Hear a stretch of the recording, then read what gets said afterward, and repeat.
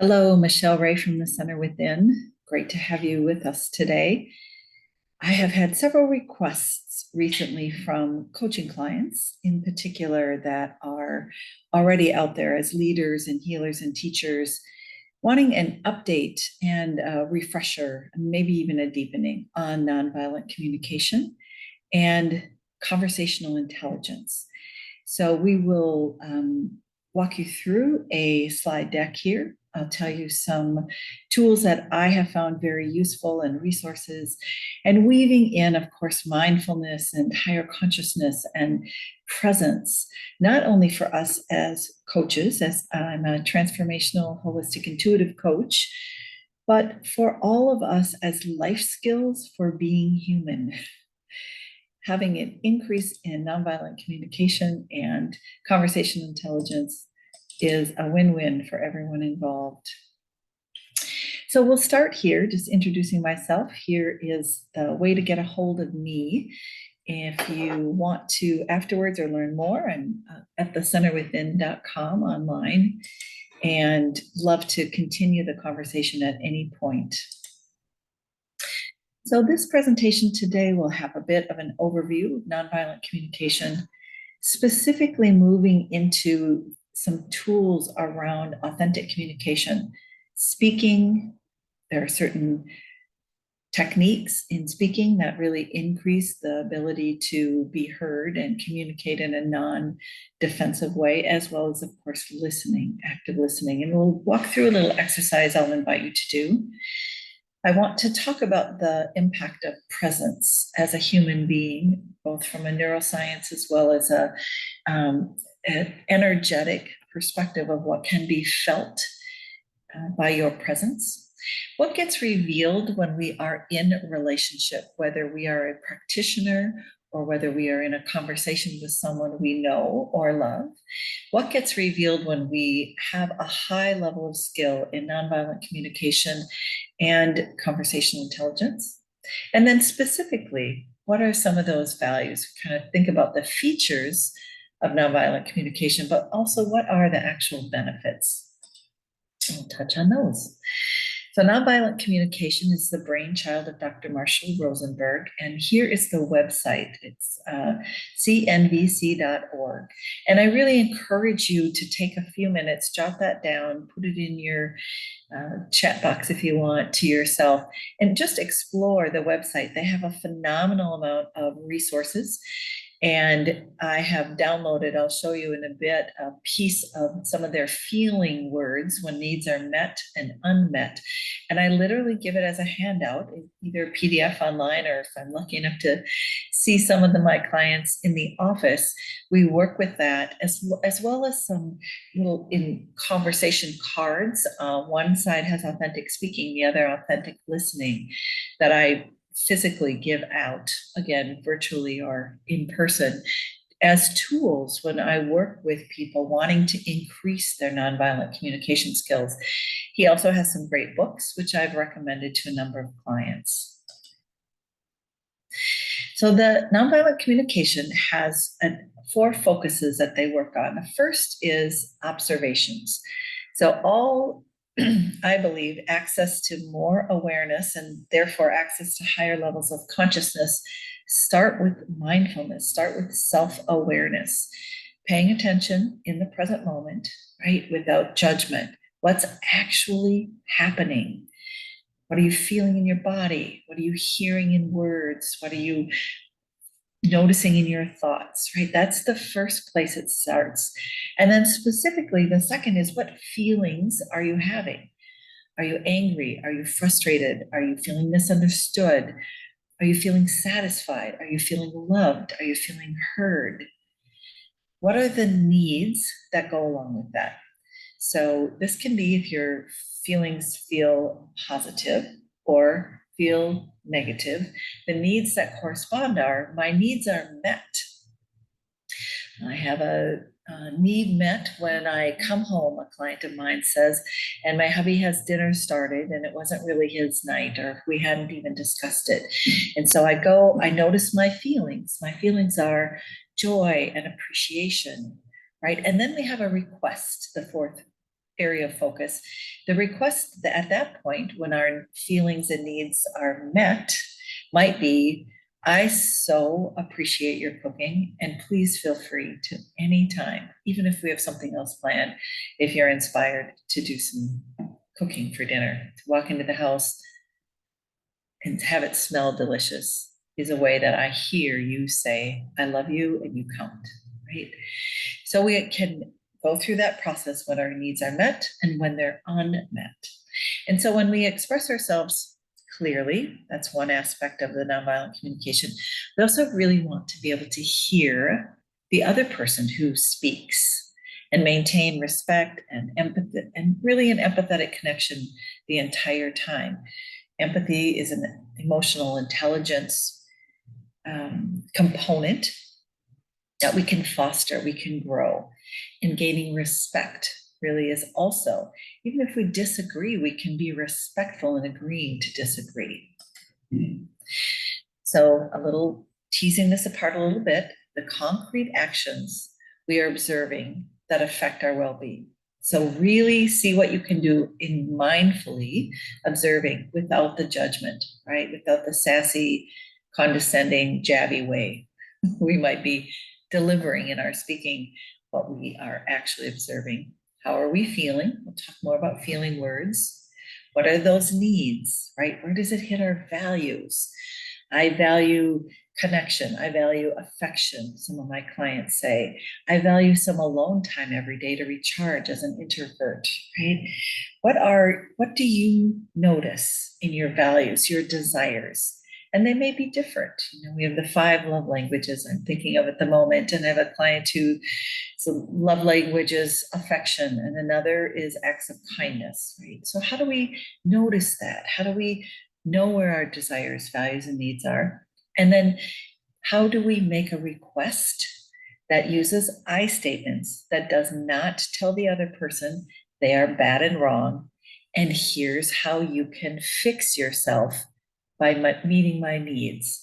That's a very low level of intelligence when it comes to conversational and nonviolent communication. So there are certain techniques to offering requests that are I statement and that don't automatically elicit someone being defensive, because you're delivering your request and your feelings in a way that puts the other person down. So need list, we all have needs. So as you think about this and gathering your vocabulary, expanding your vocabulary, and maybe supporting your clients and patients to expand their vocabulary, we need fun, we need play, we need to learn and have new experiences.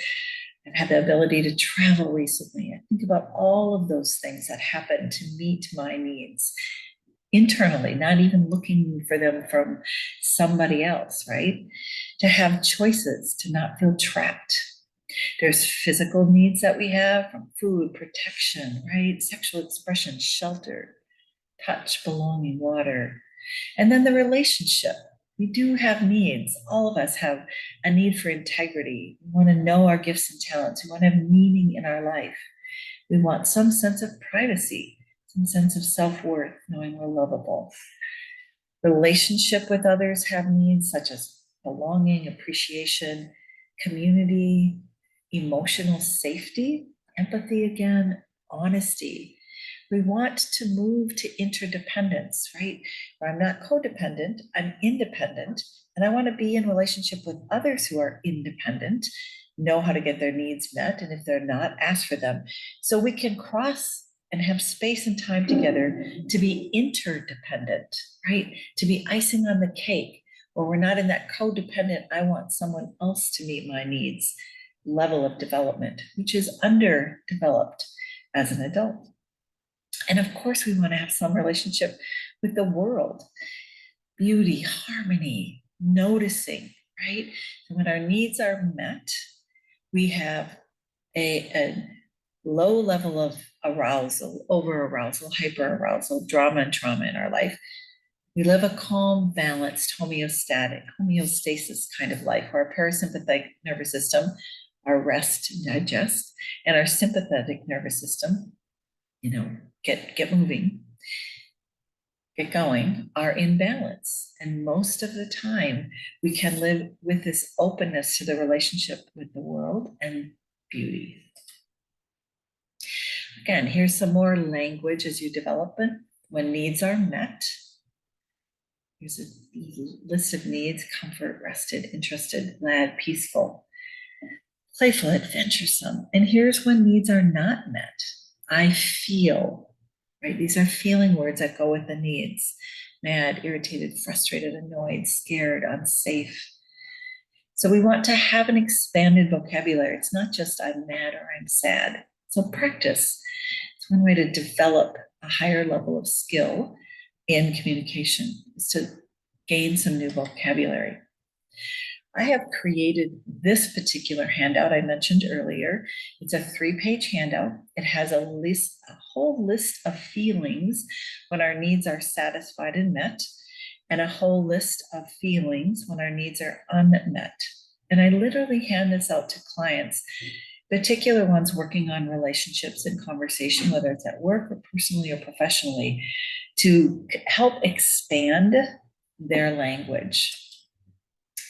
It's right off the Center for Nonviolent Communication website, and they have right on there, you are welcome to share this at any time with anyone. Just give us credit, which you, I hope, noticed was on the top of that handout.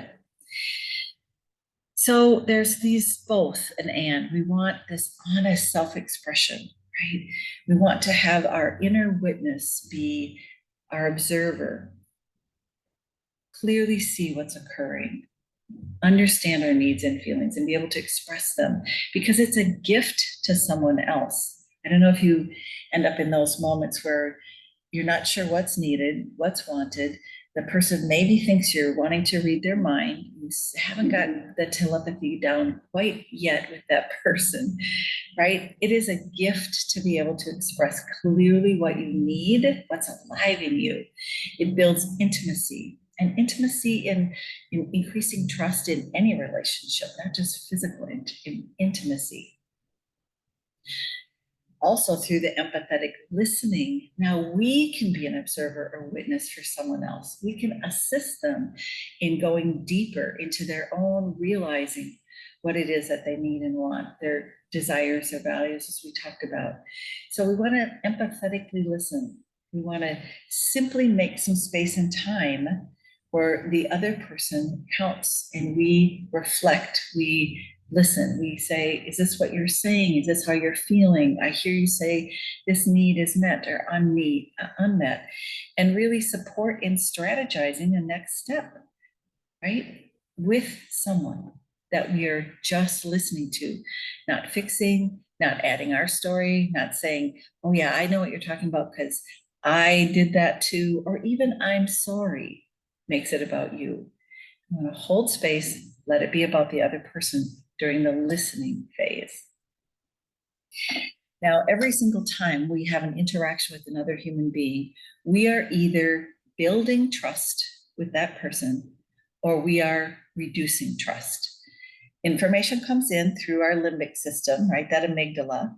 And if we're in conversation with someone and for some reason by what they're saying, their body language, right, seems insincere, they got an edge to them, they're really accusing me in a passive aggressive way, it goes through our limbic system. We decide it's not safe, and it activates our distrust, right? It activates the place where we are in fight and flight. Conversely, if we receive information from somebody who's coherent, who's honest, even if they're struggling, it's like you can lean in, we can build trust. So think about that in all of your conversations. You are building or reducing trust with that person. So here's more on how that works in conversations. Everyone activates a change in the other person. So are we activating a fear network, or are we activating a trust network? Notice when you're in conversation with somebody, which one of these is happening? If our fear network, our amygdala hijack, our fight and flight gets turned on, we want to exclude, we want to judge, we want to limit, we want to push back. Conversely, if our trust networks, our frontal cortex, our executive functioning or intuition. We can notice subtle things, right? We're not on fight and flight. We can include, we can appreciate, we can expand, we can give someone the benefit of the doubt. So avoid creating the fight flight, freeze and appease, and have it be all about you and turn on somebody's survival instincts. Instead, we want to build intimacy, trust, empathy, strategic thinking, again, intuition, all the parts of us that are vital instincts in our conversations. Another cool property about interacting with another human being is that we have a connection neurologically to the person we are communicating with. We attune to each other literally at a biological level. So mirror neurons are present in every human being, and they have a unique property in us where they can fire when I'm performing something, a task, let's say, or enjoying the beauty, right? But I also have the same inner activation of my mirror neurons if I'm watching someone else perform that same action. So if someone else is offering a kindness, telling a loving story, I have an inner activation. You can see this all the time when we're watching a movie, right? We literally attune to somebody else's chemistry, what's happening in their nervous system, their emotional chemical release. So we want to be the ones that have the ability to respond versus react in an unhealthy way. And we want to encourage people to attune to us. Likewise, we want to attune to others who are kind and compassionate and present. I talk about this a fair amount in my book, Living from the Center Within. There's an entire chapter dedicated to communication and relationships. And one of the pieces in there is an image of this card that I utilize in my coaching sessions. I think I mentioned it earlier. So what I have on one side is authentic speaking. And so I pass it to a person, and often they'll get 2 or 3, right, for people that they're going to practice up-leveling their nonviolent communication skills and their conversational intelligence skills. I've done this in corporations, in wellness in the workplace, and handed it out to every person attending, up to 100 people. I've taught it with various numbers of organizations. And one of my most satisfying things is when they come back and they say, "Did you bring some more of those cards? We each got one here at work, but I get it now. I get how I need to practice listening without interrupting. I get it that I need to up-level my game on what I'm asking for and how I'm delivering what I need and my feelings." And I always bring a bunch. I buy them by the thousand. So again, review. Here's what I experience. Here's the impact it has on me, including feelings, and here's what I want. So I'll give you an example. This is not a true one in my worldview, but let's say I live with my partner who leaves the cap off the toothpaste regularly. I can notice, we've had a couple conversations about this, and I come to my partner and say, "This past week, I went to brush my teeth, and 5 times the cap was not either put on the toothpaste at all or barely put on." That's what I experienced. It's a facts and only the facts. Thank you, ma'am, right? No nastiness. The impact it has on me is that I got this little hard ball of toothpaste in my mouth and I don't like it, right? And we've talked about this before. So I feel dismissed. I feel misunderstood. I feel unimportant. And what I want is a commitment for you to put the cap all the way on the toothpaste every time you use it, or buy your own tube of toothpaste. So think about in your life the types of issues that you could bring up that might be tender or conflict, right? I have a variety of clients that, we've talked about so many different things. I need a little bit more alone time when I walk in the door from work, and I'm immediately bombarded by all the needs of the family, right? My introvert self needs 10 minutes to change. And right? Here's the impact feelings. It might be a sibling, right? And you've had enough now being the youngest child and you're all over 40, and it's time to have that conversation about what you experience when they overtalk and interrupt and think that they have the wisdom and knowledge and that they're always right and need to tell you what to do, right? Here's the impact that has on me, feelings, and here's what I want. Be clear about the pieces that you want. Could be even just having the chores conversation at home. So here's a little bit more on that. What did you actually observe? Specific, not judgmental, I statements versus you statements. What are you feeling?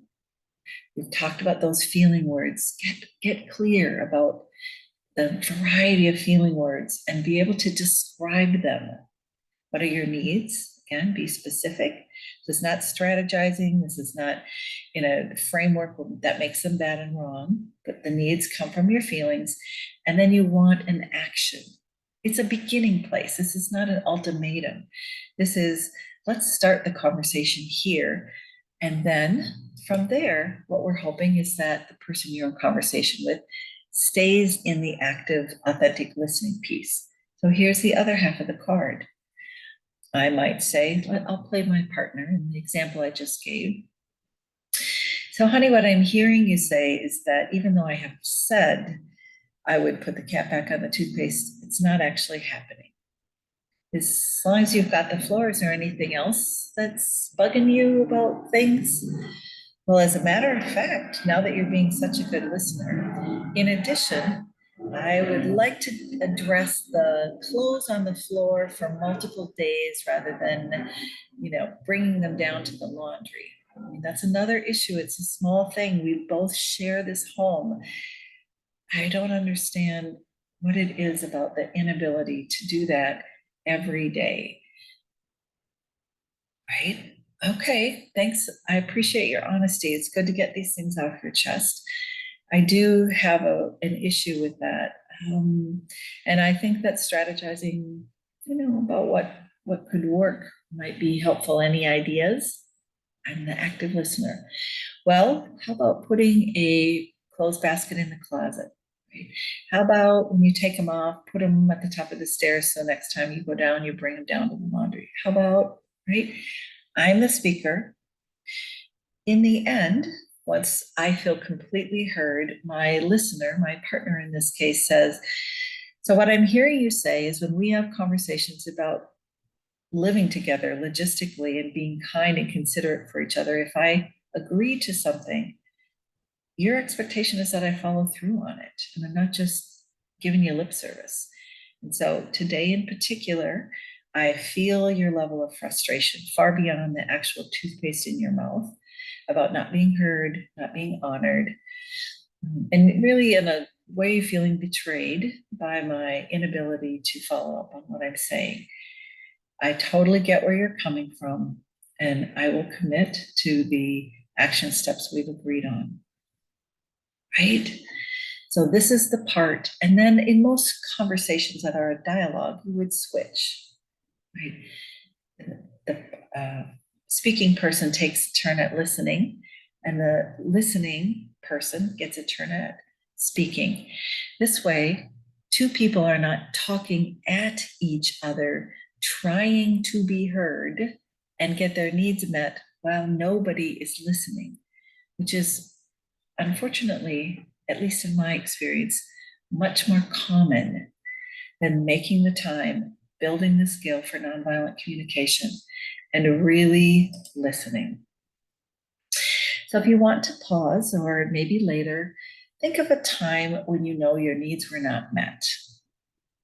Often I do this with the classes I teach, and just have somebody come up with it, an idea, write it down in the format of speaking. Here's what I observed, here's the feeling and needs, here's what I want.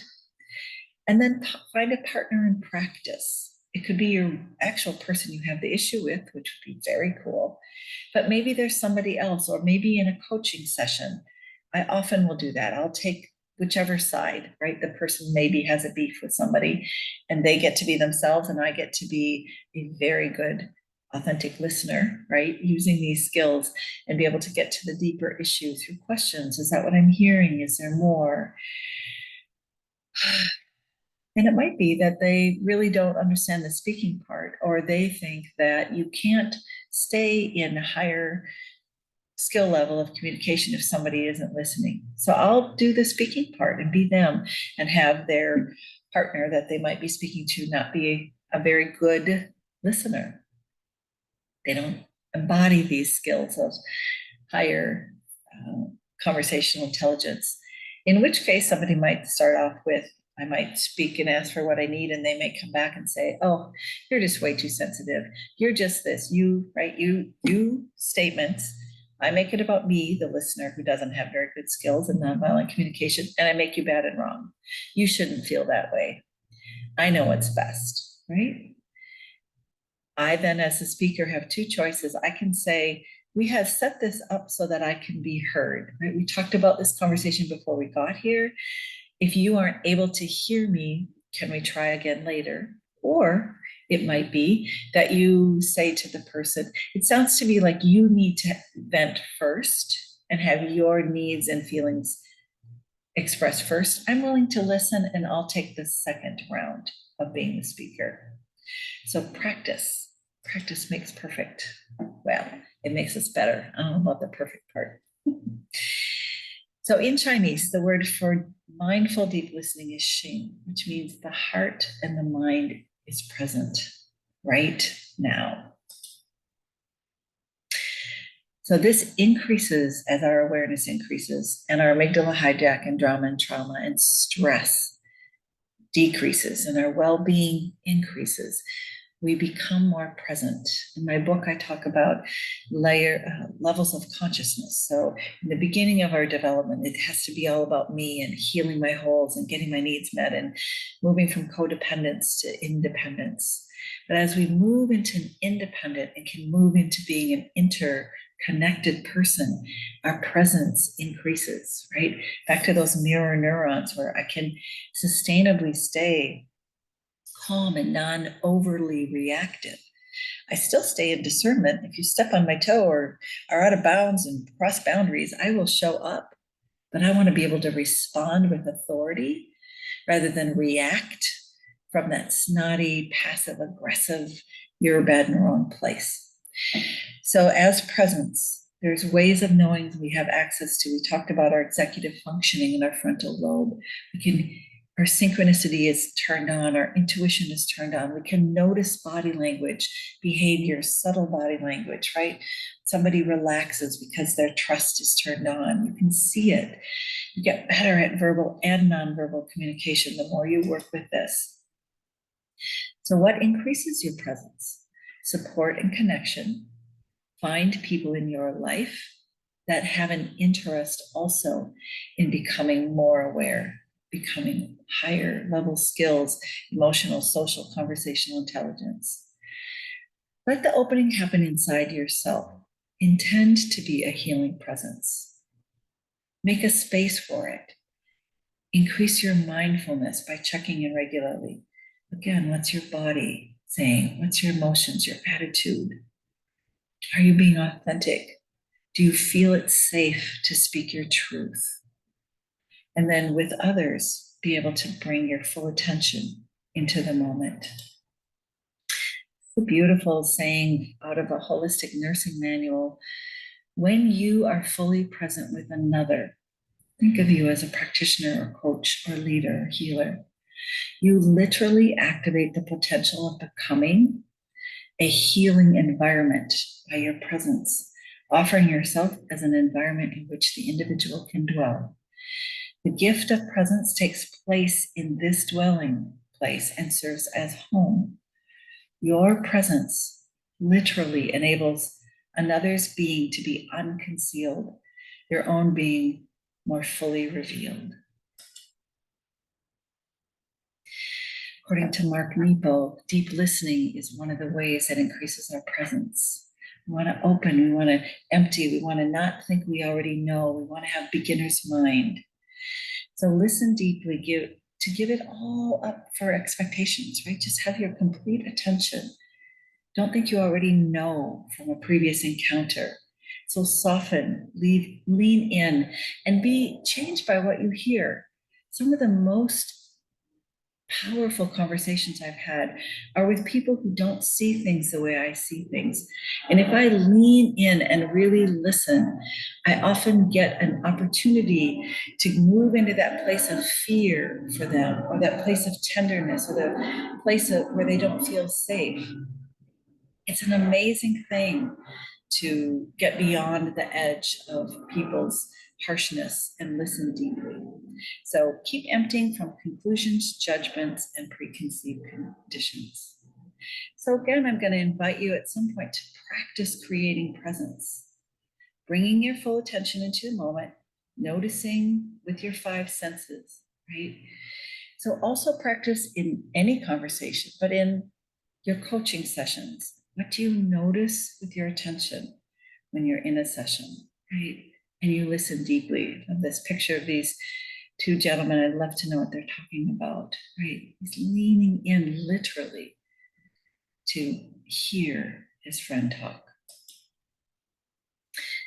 So when we have the capacity to be a good listener and to speak authentically, what gets revealed in those conversations is an unmet need in myself or the other this whole list works for, and unexpressed feelings sometimes you didn't even know you had, got built up from who knows what.